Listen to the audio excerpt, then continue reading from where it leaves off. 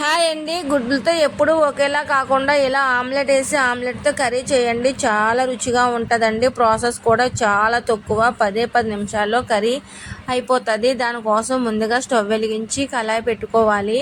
కొంచెం ఆయిల్ వేసుకోవాలండి. ఆమ్లెట్ వేసుకోవాలి. ఫస్ట్ ఒక్కొక్క గుడ్ని చెదగొట్టి ఒక్కొక్క ఆమ్లెట్ వేసుకోవాలన్నమాట. మీకు కళాయి పెద్దగా ఉంటే 2-3 కూడా వేసేసుకోవచ్చు. నేనైతే ఒక్కొక్కటే వేసుకుంటున్నాను. ఒకవైపు ఎగిపోయింది, రెండో వైపు కూడా టర్న్ చేసేసుకోవాలి. రెండో వైపు కూడా ఎగిపోయిన తర్వాత ప్లేట్లోకి తీసేసుకోవాలి. రెండోది కూడాను సేమ్ అలానే వేసుకోవాలండి. ఆమ్లెట్లు అన్నీ కూడా ఈ విధంగానే వేసుకోవాలండి.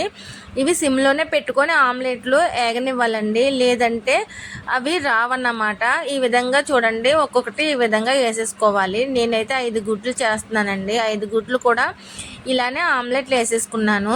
చాలా రుచిగా ఉంటుందండి కర్రీ అయితేని. పిల్లలు కూడా చాలా ఇష్టంగా తింటారు.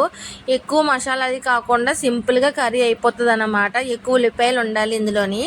అదే కళాయిలోని కొంచెం ఆయిల్ వేసుకోవాలి. మళ్ళీ 5-6 ఉల్లిపాయలు వేసుకోవాలండి. ఉల్లిపాయలు ఎక్కువ వేసుకుంటే బాగుంటుంది. ఉల్లిపాయలు త్వరగా ఏగడం కోసం కొద్దిగా సాల్ట్ వేసుకోవాలండి. నేనైతే 1.5 స్పూన్ సాల్ట్ ఒకసారి వేసేసాను, మళ్ళీ వేసుకోకుండాను.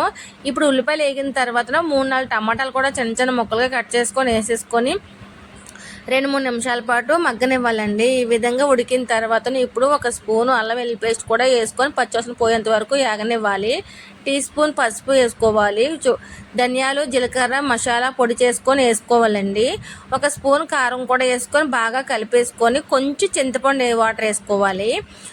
మిగతాది కొంచెం మామూలు వాటర్ వేసేసుకోవాలండి. వేసేసుకొని బాగా కలిపేసుకొని సాల్ట్ అన్నీ చెక్ చేసుకొని ఇప్పుడు ఆల్రెడీ మనం ఎగ్ ఆమ్లెట్లు వేసుకున్నాం కదండి, అవి వేసేసుకోవాలి. ఈ విధంగా మొత్తం అన్నీ వేసేసుకున్న తర్వాతను మళ్ళీ మూత పెట్టుకోవాలండి. మూత పెట్టి 2-3 నిమిషాల పాటు అలా సిమ్లోనే ఉడకనివ్వాలండి. ఈ విధంగా ఉడికిన తర్వాతను ఒకసారి మళ్ళీ చూసుకుందాము, ఉడకలేదు, మళ్ళీ మూత పెట్టుకోవాలి. తర్వాత మళ్ళీ చూస్తే చాలా పర్ఫెక్ట్గా కర్రీ అయితే ఉడుకుతుందండి. చూడండి ఎంత బాగా ఉడికిందో. పైన కొత్తిమీర కానీ లేదంటే కరివేపాకు కానీ వేసుకొని వేడివేడి అన్నంలో సర్వ్ చేసి తింటే చాలా అంటే చాలా బాగుంటుందండి. నిజంగా చెప్తున్నాను, పిల్లలు కూడా చాలా ఇంట్రెస్ట్గా తింటారు. చాలా వెరైటీగా కూడా ఉంటుందండి ఆమ్లెట్ కర్రీ అయితేని. చాలా సింపుల్గా చాలా టేస్ట్గా కూడా ఉంటుంది. మీరు కూడా ఒకసారి తప్పకుండా ట్రై చేయండి. కర్రీ అయితే నిజంగా చెప్తున్నానండి, చాలా అంటే చాలా బాగుంటుంది. ఆమ్లెట్ పిల్లలకి తిన్న ఫీలింగ్ వస్తుంది అనమాట. కర్రీ అయితే అంత బాగుంది. నిజంగా చాలా పర్ఫెక్ట్గా వచ్చిందండి కర్రీ కూడాను.